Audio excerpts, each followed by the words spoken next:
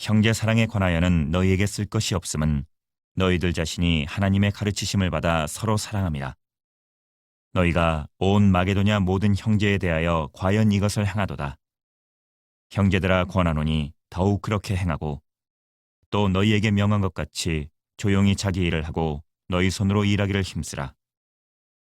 이는 외인에 대하여 단정히 행하고 또한 아무 궁핍함이 없게 하려 함이라.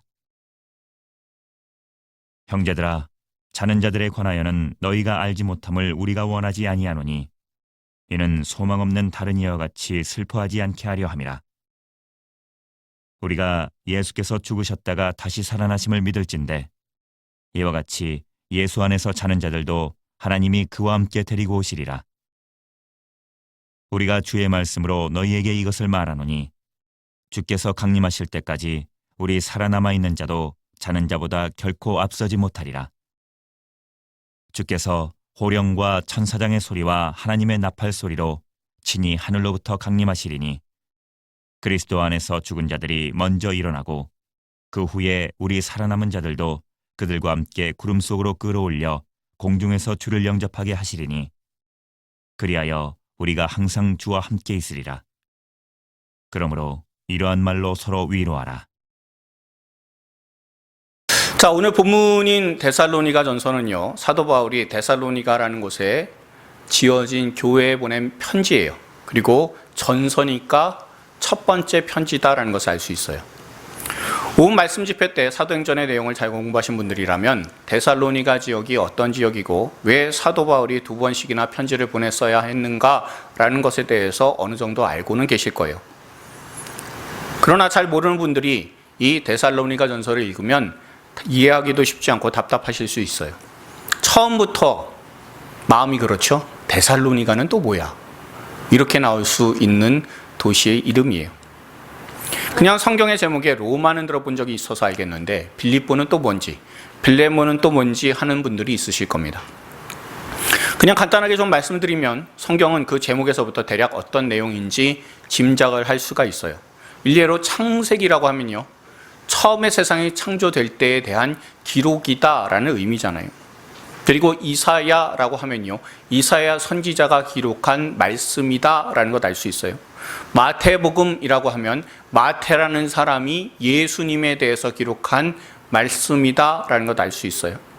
그리고 베드로 후서라고 하면 베드로 사도가 두 번째 기록한 편지다라는 것 우리가 알 수가 있어요. 이렇게 책의 이름만 알아도요, 대충 누가 지었는지 그리고 그 내용이 무엇일는지 우리가 눈치를 챌 수가 있습니다. 그런데 데살로니가는요, 데살로니가라는 사람이 짓지 않았어요. 보통 성경에 나오는 21권의 서신서, 다시 말하면 편지의 형태로 기록된 성경은 주로 기록한 사람의 이름을 따서 베드로 후서, 곧 베드로가 두 번째 보낸 편지, 혹은 받는 사람이나 교회의 이름을 따서 붙이는 경우가 많아요. 특히 사도 바울은요, 성경을 13권이나 기록을 했어요. 그렇기 때문에 바울 1서, 바울 2서 이렇게는 이름을 붙이지 않습니다. 그러면 알 수가 없잖아요, 도대체 뭔지. 그래서 받는 교회나 받는 사람의 이름을 가지고 제목을 삼았어요.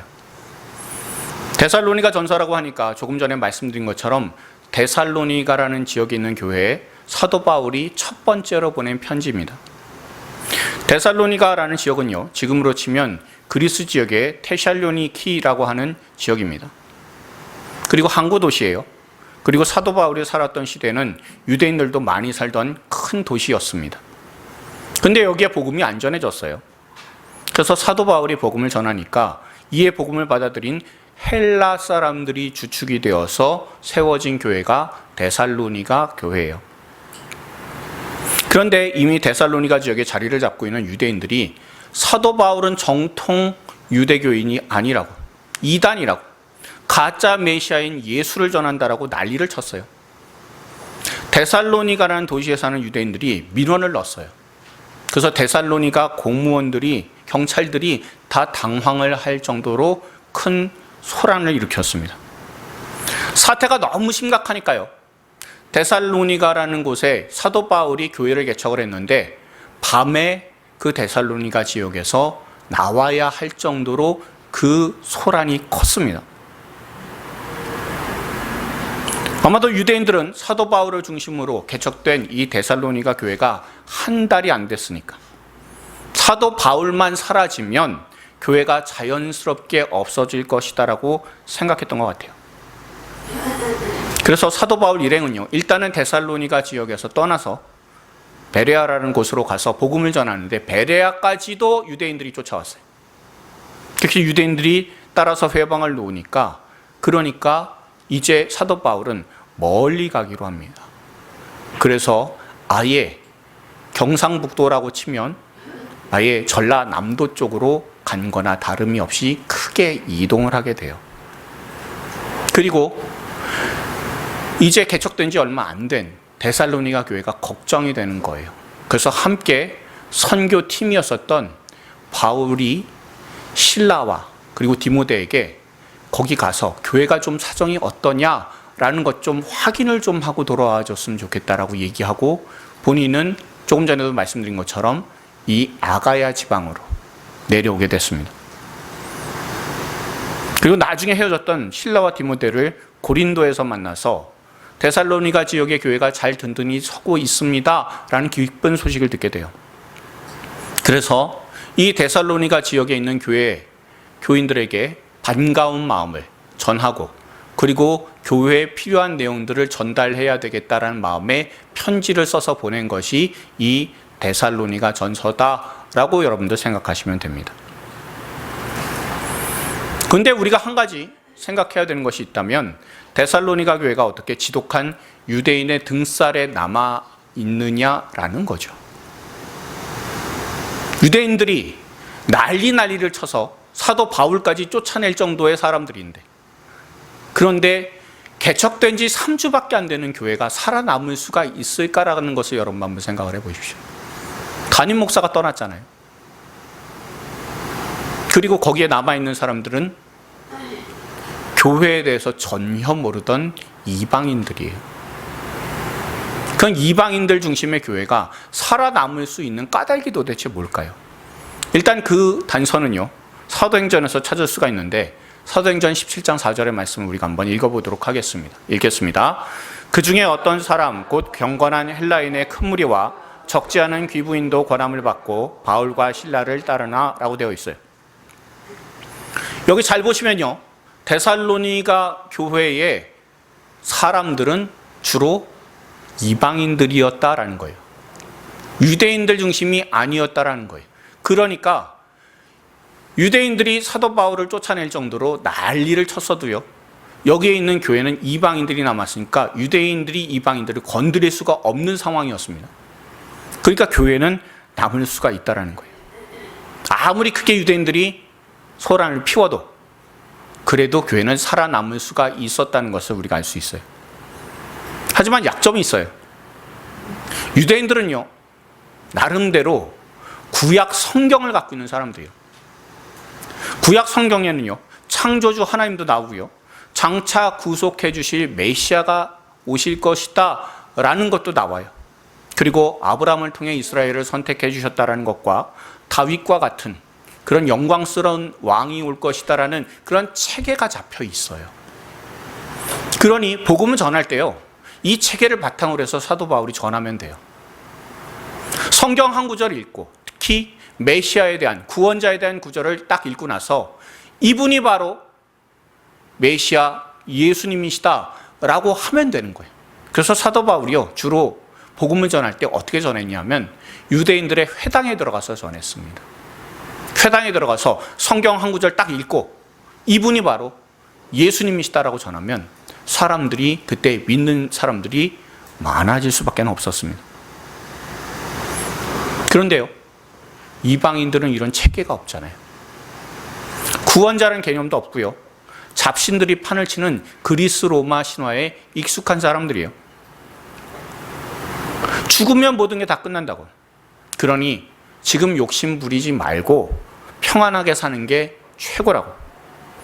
다른 사람에게 덕을 쌓으면서 사는 것이 가장 좋은 인생이라고.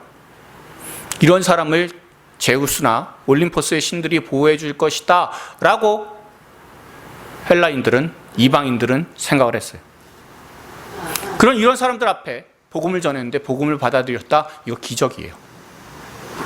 특히 3주 만에 교회가 이방인 중심으로 개척이 되어서 믿음과 사랑과 소망의 모습을 보였으니 기적 중에 기적이 나타난 것이 데살로니가 교회입니다. 그러니 사도 바울은요, 이 데살로니가 교회에 편지를 보낼 때 이들이 부족한 믿음에 대해서, 내용에 대해서 잘 알려주고, 그리고 지금 현재 믿음 생활 잘 한다는 것 격려하기 위해서 이 말씀을 적어서 기록해서 보냈다는 것 우리가 알 수가 있어요. 특히 이방인들에게 절대적으로 잘 받아들여지기가 정말 힘든 부분이 재림하실 예수님과 부활할 사람들이라는 의미입니다. 그동안요, 한 번 살다가, 태어났으면 그렇게 살다가 죽는 게 끝이다라고만 사람들은 생각해 왔잖아요. 그렇게만 믿고 살았어요. 그런데 그게 다가 아니라는 거예요. 예수님께서 다시 오실 것이고, 그때 죽었던 사람들이 몸으로 부활하게 될 것이다 라는 것을 분명히 알려주고 강조하는 내용이 오늘 본문에도 나오고, 이것이 바로 재림신앙에 대한 내용을 알려주는 그런 사도 바울의 마음이 이 데살로니가 전서에 기록이 되어 있습니다. 데살로니가 교회는요, 믿음의 뿌리는 비록 연약했어도 믿음의 열매는 훌륭한 교회였습니다. 우리가 오늘 본문의 9절과 10절의 말씀을요, 공동 번역으로 다시 한번 읽어볼 수 있길 바랍니다. 읽겠습니다.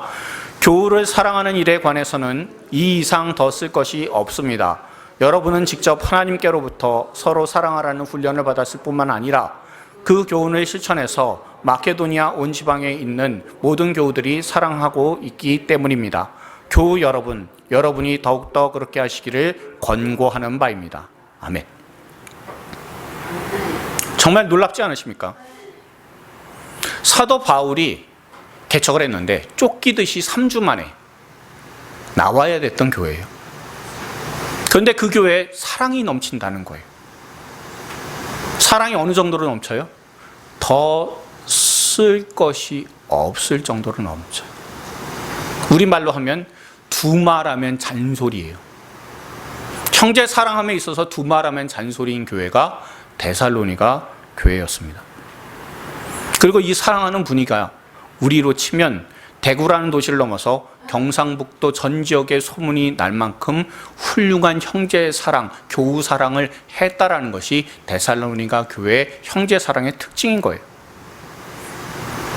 저는 선정목교회가 최근에 계속해서 설교 전에 그러니 뜨겁게 서로 사랑합시다 라고 그렇게 하는 구호처럼 이 데살로니가 교회에 나타났었던 이 사랑의 역사가 우리 교회도 나타날 수 있기를 간절히 소망합니다. 물론 세상에서 보면 서로 뜨겁게 사랑하는 분위기가 좋아 보이는 단체들도 있기는 해요. 그저 만나면 즐겁고 기쁜 사람들이 모인 곳도 세상에는 분명히 존재는 합니다. 그런데 이 데살로니가 교회는요, 사회적인 분위기, 그냥 분위기만 좋다, 이게 아닌 교회예요. 우리가 데살로니가 전서 1장 8절부터 10절까지를 한번 읽어볼 수 있기를 바랍니다. 읽겠습니다. 주의 말씀이 너희에게로부터 마게도냐와 아가야에만 들릴 뿐 아니라 하나님을 향하는 너희 믿음의 소문이 각처에 퍼졌으므로 우리는 아무 말도 할 것이 없노라. 그들이 우리에 대하여 스스로 말하기를 우리가 어떻게 너희 가운데로 들어갔는지와 너희가 어떻게 우상을 버리고 하나님께로 돌아와서 살아계시고 참되신 하나님을 섬기는지와 또 죽은 자들 가운데서 다시 살리신 그의 아들이 하늘로부터 강림하실 것을 너희가 어떻게 기다리는지를 말하니 이는 장래에 노하심에서 우리를 건지시는 예수시니라. 아멘. 형제 사랑에 대해서도 쓸 것이 없을 정도예요. 두말하면 장소리예요. 그런데 이 형제 사랑의 바탕이 믿음이라는 겁니다. 특히 이 데살로니가 교회 사람들은 다시 오실 주님이심을 분명히 믿었다는 거예요. 이 믿음이 있으니까 이전에 다니던 점집은 다 발을 끊어버리고 점집에서 받은 부적은 다 찢고 불살라버리며 오직 다시 오실 왕 예수님만을 바라보는 믿음을 가지고 있었다라는 겁니다. 계속해서 말씀드리지만 사도 바울이 복음을 전한 지 3주 만에 변했다는 거예요. 얼마나 놀라운 역사입니까? 최근 아내가 겪는 암으로 인해서 저도 마음이 편치 않습니다. 그런데 정말 많은 분들이 위로해 주셨어요. 그래서 마음이 참 든든해요. 그리고 정말 감사합니다. 그런데 이 암이라는 것이요, 보통 병은 아니다 보니까 검사나 치료 단계가 굉장히 복잡해요. 그리고 받으라는 검사는 왜 이렇게 많은지, 그리고 이 검사들 정말 다 받아야 되는 것인지 의문이 들기도 했습니다. 그러니 누구에게 묻고 싶어도 알 수 있는 사람은 암 걸린 사람밖에 없잖아요. 저는 우리 교인들이 암에 걸리지 않기를 바랍니다. 그래서 제가 암에 대해서 여러분들께 묻는 일이 없기를 바라요. 하지만 저는 처음 겪어보기에 알 수가 없어서, 그래서 누군가에게는 문의를 좀 해야 됐습니다. 그래서 그분께는 정말 죄송한 마음을 가지고 전화를 드렸어요. 그분이 우리 교회가 개척이 될 때 대구에서, 그러니까 서울에서 대구까지 내려와 주셔서 도움을 주신, 지금 현재 서울 광염교회 부목사로 계시는 김성권 목사님이십니다. 참고로 김성권 목사님은 4년 전쯤에 사모님께서 암으로 소천하셨어요. 어떻게 보면요, 제가 이 암이라는 그런 내용을 가지고 문의를 한다라는 것은 정말 못된 짓이에요. 이기적인 거죠. 그렇지 않습니까? 내가 궁금해서 옛날에 사모님이 세상을 떠난 그런 목사님께 문의를 한다는 것은, 그것은 그분의 슬픈 상처들을 다시 한번 건드리는 짓이 되는 겁니다. 그래서 전화드리면서 말씀드렸어요. 목사님, 정말 죄송한데 제 아내가 암 수술을 받았고 후에 정밀 검사가 또 있다고 하는데 이거 받아야 됩니까? 혹 사모님도 생전에 검사 받으셨습니까? 제가 소천하신 사모님 생각하면 절대 제가 질문을 드리면 안 되는 건데, 크게 실례를 범하는 건데 어디 물어볼 곳이 없어서 그래서 이렇게 여쭤봅니다 라고 질문했어요. 근데 참 감사하게도 제게 이런 말씀해 주시는 거예요. 목사님, 꼭 받으셔야 됩니다. 제 아내도 수술이 정말 잘 됐다고 했습니다. 그리고 항암도 8차까지 잘 되어서 다 끝난 줄로 알았습니다. 그런데 갑자기 재발하더니 그 이후에는 손을 쓸 수가 없게 되었습니다. 그러니 철저히 다 받으세요. 사모님께서 늘 건강하시도록 제가 기도하겠습니다 라고 하시는 거예요. 참 감사하면서도 제 마음 한편은 너무나 아리는 겁니다. 그래서 다시 한번 용서를 구하고 통화를 마쳤습니다. 근데 제가 이렇게 질문을 할 수 있고 김성권 목사님도 이렇게 대답을 해주실 수 있는 이유는 딱 하나예요. 소천하신 사모님께서 가신 곳이 천국이라는 사실을 분명히 믿고 있기 때문입니다. 그리고 장차 주님께서 다시 오시는 날 주님께서 우리를 직접 일으켜 주실 것이다 라는 소망을 갖고 있기 때문에 이런 통화가 가능해요. 그 목사님하고 저는요, 지금으로부터 14년 전에 둘이서 만나서 2년 동안, 짧은 기간이잖아요, 2년이라는 시간 동안 같이 동역을 했었던 사이입니다. 근데 서로를 위해서 정말 애쓰고 수고를 했기 때문에 우리 교회를 위해서 기도를 해주시고, 간판이나 여러분들 보고 계시는 이런 TV, 이것을 서울 광염교회로부터 이 김성권 목사님을 통해 지원을 받게 되었어요. 그리고 초기에부터 지금까지 우리 교회 맨 처음에 전도 나간다라고 했을 때, 그때 건빵 10박스 이상을 후원해 주신 곳이 바로 이 서울 광염교회이기도 해요. 그리고 우리 사무실에 프린터도 또 하나 기증을 해 주시기도 했습니다. 제게는 정말 은인 같은 분입니다. 그래서 저도 물질적으로는 돕지는 못해도 이 목사님께서 앞으로 담임 목회 하셔야 되잖아요. 그래서 그분 가실 곳을 놓고 기도하며, 그리고 그 자녀들이 어머니를 잃은 그 슬픔에서 잘 딛고 그래서 잘 성장하도록 기도를 하고 있어요. 그러니 저와 여러분들 모두가 김성호 목사님 생각하면 한 번 더 기도해 주실 수 있기를 부탁을 드립니다. 데살로니가 교회 교인들이 어떤 모습이었을까라는 상상해 보았습니다. 본문 9절에 보시면 형제 사랑하는 것에 대해서는 쓸 것이 없노라 라는 말뜻은 아까도 말씀드린 것처럼 서로 사랑하는 것에 있어서 두 말하면 잔소리다 라는 뜻이에요. 9절에 나오는 형제 사랑은 두 단어가 아닙니다. 한 단어예요. 헬라어로 필라델피아라는 단어입니다. 이 단어는 감정적으로 형제에 대한 우애를 의미하는 것이 아니에요.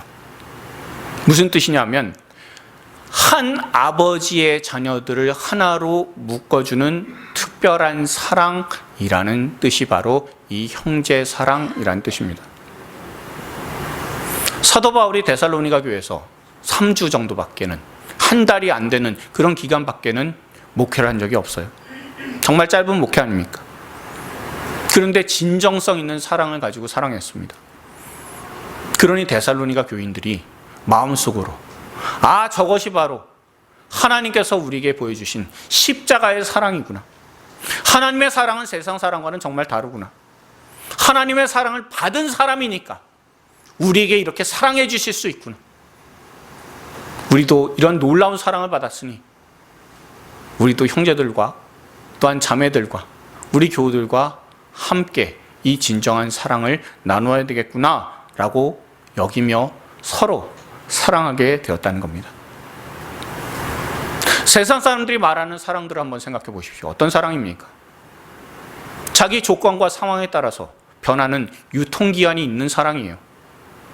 그리고 세상에서 말하는 사랑은 내 여건에 따라서 저울질하는 병든 사랑입니다. 사랑한다고 하면서 내가 얻을 이득 따지는 계산적인 사랑이에요. 꼭 내 것으로 만들어서 내가 좌지우지하고 싶은 이기적인 소유욕의 사랑이에요.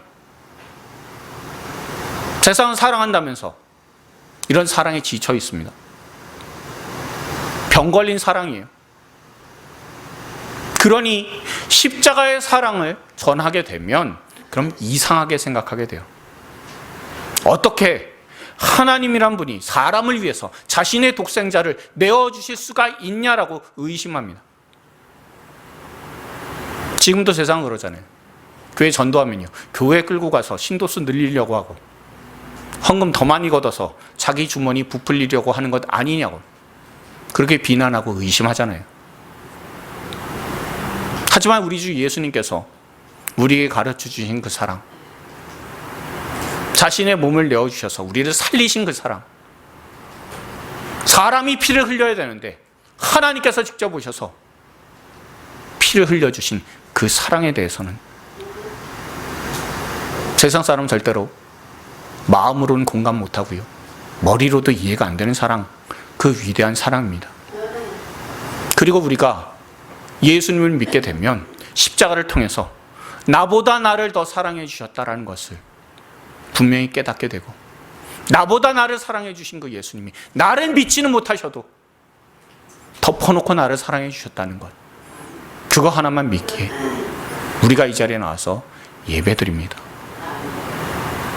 그리고 기쁨으로 서로 교제할 수 있게 되고요, 각자의 신분과 조건을 넘어서 사람 각자의 다양성을 넘어서 교회를 이룬 곳이 바로 데살로니가 교회입니다. 저와 여러분 모두가요, 서로의 취미든 취향이든 생김새든 성격이든 목소리든 다 달라요. 그런데 한 가지 공통점이 있습니다. 예수님 아니면 우리가 이 자리에 모일 사람들이 아니잖아요. 그리고 이 산정목교회가 아니면 예배의 공동체, 나눔의 공동체, 전도의 공동체로서 함께 갈 수 없는 사람들이잖아요. 이렇게 모인 것 자체가 하나님께서 주신 크신 은혜다라는 것을 기억하실 수 있길 바랍니다. 그리고 십자가에 베풀어 주신 그 놀라운 사랑을 우리가 받았다는 사실도 기억할 수 있길 바랍니다. 그러니 형제 사랑으로 소문난 이 데살로니가 교회처럼 우리도 형제 사랑으로, 교우 사랑으로 소문날 수 있는 따뜻한 교회, 하나님께서 기뻐하시는 교회가 될 수 있기를 주님의 이름으로 축원드립니다. 그리고 데살로니가 교회의 특징이 또 있다면요, 부활 신앙이 강력한 교회였습니다. 다시 말하면 형제 사랑의 바탕이 부활 신앙이었다라는 거예요. 이것을 가장 잘 알려주는 말씀이 13절, 14절, 15절에 계속해서 등장하고 있는 잔다라는 단어입니다. 마가복음 5장에 보면요, 야이로의 딸이 너무나 위독해서 야이로가 직접 예수님을 찾아왔습니다. 그리고 예수님도 이 야이로의 딸을 직접 고쳐주시기 위해 발걸음을 옮기셨어요. 그런데 그 사이에 새치기 사건, 은혜의 새치기 사건이 발생을 해요. 12의 혈루증을 앓던 여인이 다가와서 예수님으로부터 고침을 받게 되었습니다. 그런데 생각보다 시간이 거기에서 많이 지체됐어요. 그새 위독했었던 야이로의 딸이 세상을 떠났습니다. 모든 사람들이 절망하면서 슬퍼하고 있는데 예수님만 이렇게 말씀하셨습니다. 두려워 말고 믿기만 하라고. 이 아이가 죽은 것이 아니라 잔다라고. 그렇게 말씀하시고는 아이에게 다가가셔서 달리다 쿰이라고 말씀하셨습니다. 이 달리다 쿰이 무슨 뜻이냐면요, 우리가 애들 학교 갈 때, 자고 있는 애들 학교 가느라고 깨울 때, 그리고 일상에서 얘야 일어나 라고 할 때 하는 말씀이 바로 달리다 쿰이에요. 그래서 아이가 일어났어요. 이 사건을 통해서 예수님께서 우리에게 알려주시는 것은요, 성도의 죽음은 이 땅에서 끝이 아니라 그저 자는 것이다 라는 사실을 분명히 보여주신 거예요. 이게 가능한 이유가 본문 14절에 나오는데, 14절 본래의 의미는요, 예수님께서 죽으셨는데 다시 살아나셨다는 것이고, 그리고 자는 자들을 하나님께서 함께 데리고 오신다는 거예요. 곧 예수님을 통해서 데리고 오신다는 겁니다. 그러니 성도가 죽는 것은 다 끝난 게 아니라 자는 것이 맞다는 거예요. 다시 말하면 예수님이 죽으셨습니다. 그러나 성도는 그걸로 인해서 잔다는 거예요. 예수님께서 대신해서 날 위해, 여러분들을 위해서 죽으셨기 때문에, 날 위해서 십자가에서 모든 고통 다 당하시고, 그리고 그 보혈을 흘려서 우리를 구원해 주셨기 때문에 성도는 잔다라는 겁니다. 그러니 예수님의 십자가의 죽음은요, 우리의 죽음을, 성도의 죽음을 잠으로 바꾸신 죽음입니다. 그런데 달리다 쿰이라고 말씀하셔서 다시 사신 예수님께서 불러주시면 16절처럼 성도는 잠에서 깬 것처럼 일어나게 된다는 거예요. 예수님을 잘 믿던 어머니 한 명이요, 아들 사형제를 놓고 임종을 맞이할 때 이렇게 유언을 했다고 해요. 우리나라 사람 아니에요. 그래서 큰아들한테 굿나잇이라고 했답니다. 둘째에게도 굿나잇이라고 했어요. 셋째에게도 굿나잇 했습니다. 그런데 넷째에게는 굿바이 했대요. 넷째만, 자기만 다른 인사를 받았으니까 기분 나쁘잖아요. 그래서 왜 나한테는 형들처럼 굿나잇 안 하고 굿바이 하냐고 그렇게 따졌답니다. 그래서 어머니께서 이렇게 얘기를 했다는 거죠. 넌 예수님을 안 믿으니 다시는 못 볼 것 같다고. 부자와 나사로 얘기를 알고 있지 않냐고. 천국과 지옥 사이는 절대 건널 수가 없다고. 그래서 너를 영원히 못 볼 것 같아서 너무 안타까워서 굿바이라고 했다고. 저와 여러분은요, 오늘 말씀처럼 굿바이 할 사람이 아니라 굿나잇 할 사람들입니다. 영원히 하나님의 나라에서 살게 될 하나님의 사람들입니다. 그리고 이 땅에서 영원히 살아갈 사람들이 천국에서의 삶이 익숙해질 수 있도록 이 땅에서 교제하고 연습하고 훈련하는 시간을 교회를 통해서 가지게 돼요. 그러니 이 땅에서요, 불편하면 천국 가서도 그 얼굴 어떻게 보시려고 하십니까? 그러니 성도님들끼리는요, 얼굴 불편하지 않도록 서로 노력을 해야 돼요. 뭔가 불편한 게 있으면 빨리 가셔서 푸셔야죠. 천국 가서도 영원히 불편하게 사시겠습니까? 그러니 이 땅에 있으실 때 푸십시오. 천국에 가면 자동적으로 풀어지겠거니 생각하지 마시고 여기서 풀고 가셔서 그래서 우리 모두가 하나님의 은혜를 누릴 수 있는, 그래서 지금 서로 사랑해 줄 수 있고 안아줄 수 있고 덮어줄 수 있는 저와 여러분들 다 될 수 있길 바랍니다. 그리고 서로가 사랑해주는, 기도해주는 사랑을 함으로 나는 장차 소망 있는 사람이라고, 나는 주님께서 다시 오실 것을 분명히 믿는 사람이라고, 나는 내가 이 세상에 수명을 다하게 되면 떠나는 것이 아니라 사명 다할 때 떠나게 될 것이고, 사명 다하게 될 때 떠날 때 나는 죽는 것이 아니라 나는 잠들게 될 것이라고, 그리고 주 예수께서 일어나라 라고 하실 때 나는 일어나게 될 사람이라고 분명히 믿고 우리 주변의 모든 성도님들과 함께 형제 사랑을 나눌 수 있는 저와 여러분들 다 되시길 바랍니다. 제가 로마서를 묵상하면서 깨닫는 말씀이 하나 있어요. 우리가 이 말씀 한번 읽어봤으면 좋겠어요. 로마서 3장 20절 말씀입니다. 읽습니다. 그러므로 율법의 행위로 그의 앞에 의롭게 하심을 얻을 육체가 없나니 율법으로는 죄를 깨달음이니라. 아멘. 율법의 기능은요, 거기 넘어가면 하나님께서 미워하시는 죄라는, 거기 넘어가면 죽어라는 그런 울타리예요. 죄를 깨닫는 울타리 역할을 하는 것이 율법입니다. 그런데 이 율법이요, 예수님께서 정리해 주신 말씀이 있어요. 우리가 마가복음 12장 29절부터 31절까지의 말씀 한번 읽어볼 수 있길 바랍니다. 읽겠습니다. 예수께서 대답하시되 첫째는 이것이니 이스라엘아 들으라. 주 곧 우리 하나님은 유일한 주시라.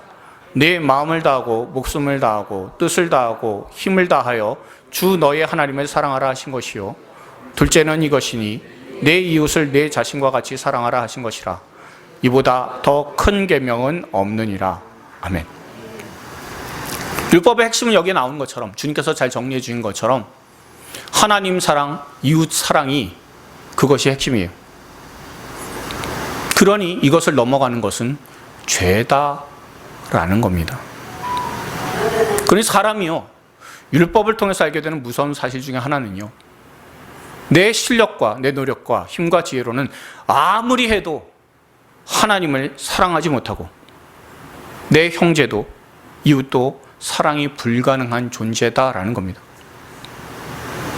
정말 내 힘으로는 사랑도 안 되고 사랑할 수도 없는 비천하고 무기력한 존재가 사람이다라는 사실을 율법을 통해서 깨닫게 돼요.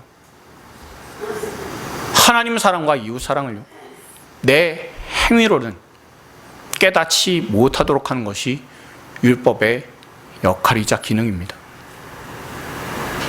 그러니 우리가 하나님 사랑과 이웃을 사랑할 수 있게 되는 것은 은혜라고밖에는 말 못해요.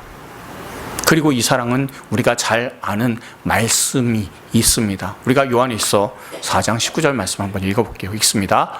우리가 사랑함은 그가 먼저 우리를 사랑하셨습니다. 아멘. 이 말씀처럼 예수님께서 먼저 우리를 위해 십자가에서 자신을 내어주시지 않으셨다면, 목숨을 내어주시고 피를 흘려주신 예수님께서 사랑해 주시지 않으셨다면 우리의 사랑은 불가능하다라는 겁니다. 그리고 이 예수님께서 우리를 얼마나 사랑하시는지 우리가 사명 다하는 날 세상에 죽어 묻히게 되면 너무나 사랑하시는 예수님께서 우리를 직접 이 땅에 찾아오셔서 그 몸을 살려주셔서, 그래서 우리가 하나님의 백성으로 함께 살도록, 오늘 본문 17절에 잘 나오는 말씀처럼 우리가 항상 주와 함께 사랑하는 관계로 살아갈 수 있도록 주님께서 우리를 불러주시고 은혜 베풀어 주시는 놀라운 그 사랑을 먼저 우리에게 보여주셨다고 말씀은 알려주시는 거예요.